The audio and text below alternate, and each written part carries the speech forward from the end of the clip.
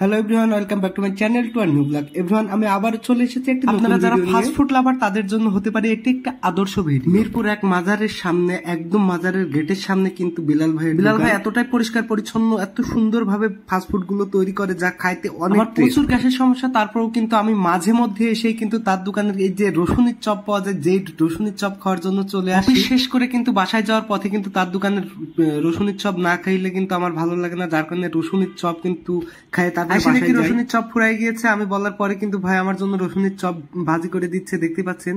এখন কিন্তু রসুনের চপ ভাজি চলছে। তার দোকানে কিন্তু বিভিন্ন ধরনের আইটেম পাওয়া যায়, যেমন আলুর চপ, বেগুনি, পেঁয়াজু, কাঁচামরিচের চপ, বিভিন্ন ধরনের চপ, 10-12 রকমের আইটেম কিন্তু পাওয়া যায়। সবগুলো আইটেম কিন্তু 5 টাকা পিস। ফাস্টফুডের সাথে কিন্তু সে ঝালমুড়িও বিক্রি করে, দেখতে পাচ্ছেন। এখানে কিন্তু কাজের ফাঁকে কিন্তু সে ঝালমুড়ি, আমরা বাইরে যখন কোনো খাবার খাইতে যাই অনেক টাকা বিল হয়ে যায়, কিন্তু এই দোকানে আসলে, বিল্লাল ভাই দোকানে আসলে কিন্তু 50 টাকার যদি খাবার খান আপনার কিন্তু অনেকগুলা খাবার হয়, খাইতে অনেক টেস্ট, অনেক মজা।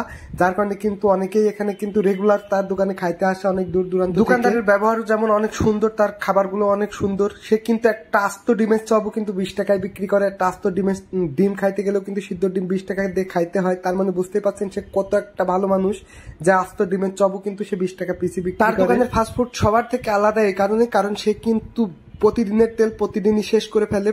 কালকের তেল আজকে দিয়ে ভাজি করবে না, আজকের তেল যেটুকু বেঁচে থাকে সেটুকু কিন্তু সে বাসায় দিয়ে দেয়। আর পুরাতন তেলের ফাস্টফুড খাইলে কিন্তু পেটে সমস্যা হয়, যার কারণে কিন্তু আমাদের অনেক কষ্ট হয়। ভাই কিন্তু সেদিক থেকে খুবই সচেতন, সে কিন্তু পুরাতন তেল দিয়ে একদিনও ভাজি করে না, প্রতিদিন নতুন তেল দিয়ে কিন্তু ফাস্টফুড ভাজি করে মানুষকে খাওয়ায়। চপ ভাজির পাশাপাশি কিন্তু দেখেন এক চাচা এসে কিন্তু ঝালমুড়ির অর্ডার করেছে। চাচা ঝালমুড়ি খাচ্ছে, যা দেখে কিন্তু আমার আর সহ্য হচ্ছিল না। আমি এই যে রসুনের চপ 2 পিস নিয়ে নিয়েছি, আমি এখন রসুনের চপ খাওয়ায় ব্যস্ত হয়ে যাবো। আমি কিন্তু অন্য কোনো চপ খাই না, শুধু আমি রসুনের চপটাই খাই। 7-8টা করে রসুনের চপ খেয়ে তারপরে বাসায় চলে যাই। দেখতে পাচ্ছেন আমি কিন্তু খাওয়া শুরু করে দিয়েছি, হুড় পার করে খাচ্ছি গরম জিনিস, তারপর কিন্তু খাইতে অনেক মজা লাগে। আমি অনেকদিন ধরে কিন্তু তার দোকানে খাবার খাইতে আসি, কোনোদিন দেখি নাই যে তার দোকানে কাস্টমার নাই। প্রত্যেকটা সময় তার দোকানে কিন্তু কাস্টমার থাকেই, 2জন 4জন 1জন করে একটা না একটা কাস্টমার থাকবে, কখনোই কিন্তু ফাঁকা সময় যায় না। এদিকে অনেক গরম পড়ছে, গরমের মধ্যে কিন্তু হালকা গুড়ি গুড়ি বৃষ্টি শুরু হয়েছে। আমি ছাতা মাথায় দিয়ে কিন্তু খাবার খাচ্ছি, না খেয়ে কিন্তু যাব না, যেহেতু খাওয়ার জন্য 1 নাম্বার ঘুরে যাই আমি, যার কারণে কিন্তু আমি ছাতা মাথায় দিয়ে কিন্তু খাবার খেয়ে নিচ্ছি। আমি সরাসরি বিল্লাল ভাইয়ের সাথে একটু কথা বলে নিব। এভরিওয়ান, আমি যে আমার বড় ভাইয়ের দোকানে মাঝে মধ্যে এসে খাই, কখনো ভিডিও করা হয়নি, আমি কিন্তু ভিডিও করে দেখাচ্ছি। আগে তার মুখ থেকে তার নামটা শুনে নেন। ভাই, আপনার নামটা কি যেন বলেন? আমার নাম মোহাম্মদ বেলাল হোসেন। আমার দোকানটা হচ্ছে শাহালি মাজারের 1 নম্বর গেটের সামনে, রাস্তার অপোজিটে। আমার এখানে বিভিন্ন রকমের ভাজা পাওয়া যায়, সব চপের আইটেম, যেমন চিকেন চপ, ফুল ডিমের চপ, চিকেন বিরিয়ানির চপ, রসুনের চপ, কাঁচামরিচের চপ, বেগুনির চপ, পেঁয়াজুর চপ, আর ঝালমুড়ি আছে। ঝালমুড়ি 20 টাকা, 30 টাকা, 50 টাকা, এরকমভাবে অনেক রকমের ভাজা আছে।